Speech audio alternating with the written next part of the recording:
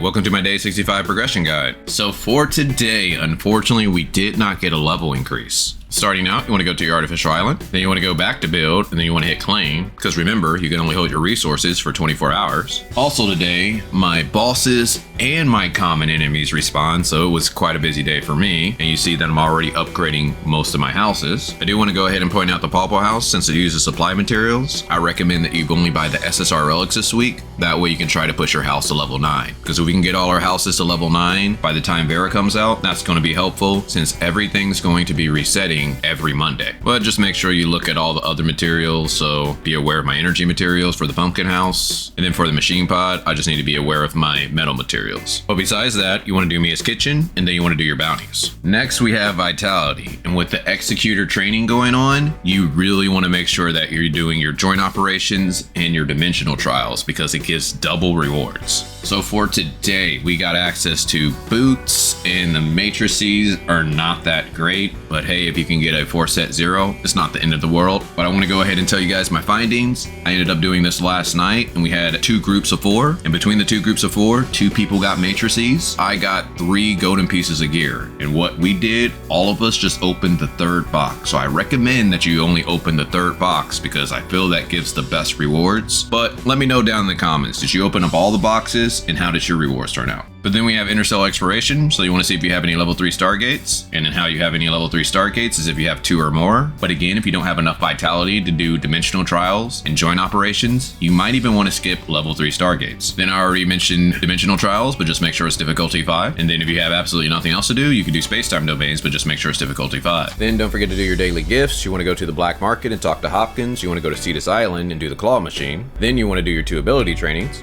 Quick tip, if you get the rhythm training, Samir is MVP.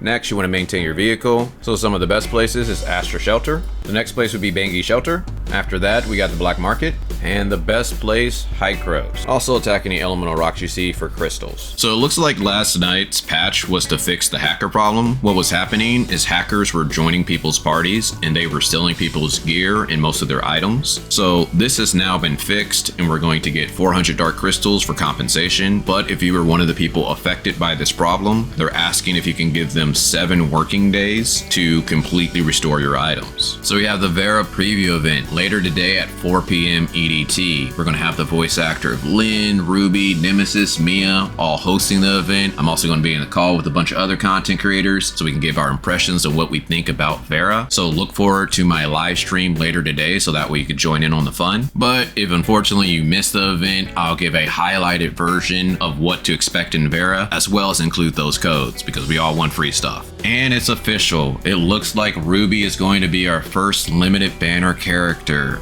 I know a lot of people wanted it to be Lin, but at least we do have a little bit more time to save. And I do think Ruby's going to probably be a pretty good character. She might even be worth at least 1 pickup, but I understand if you want to try to save everything for Lin and Cobalt B users, yeah, it's going to be hurtful. You might have to actually put a little money into the game. But I also wanted to mention that the JP stream already happened today and we got some codes that do work for global, so you should find them here on the screen now. But if you enjoyed the daily guides, I would greatly appreciate a like so that way they can spread more on YouTube. Then we have the weekly tab. You want to make sure you're doing enough things down here so you can get everything up top, which brings us to our challenges. Now, if you're trying to do something like the Bygone Phantasm or Frontier Clash, you might want to save your Mia's Kitchen so that way you can power yourself up, but just make sure you use your attempts before the day is over. So starting with the Bygone Phantasm. Again, I recommend that you do the sequential first so that way you get a high score. Once you get a high score, then I recommend that you try to climb the Bygone a little bit. But it doesn't look like a lot of my people are attempting the sequential. They might be trying to get ready for Vera and whatnot, so I feel like this is going to be a procrastinator week.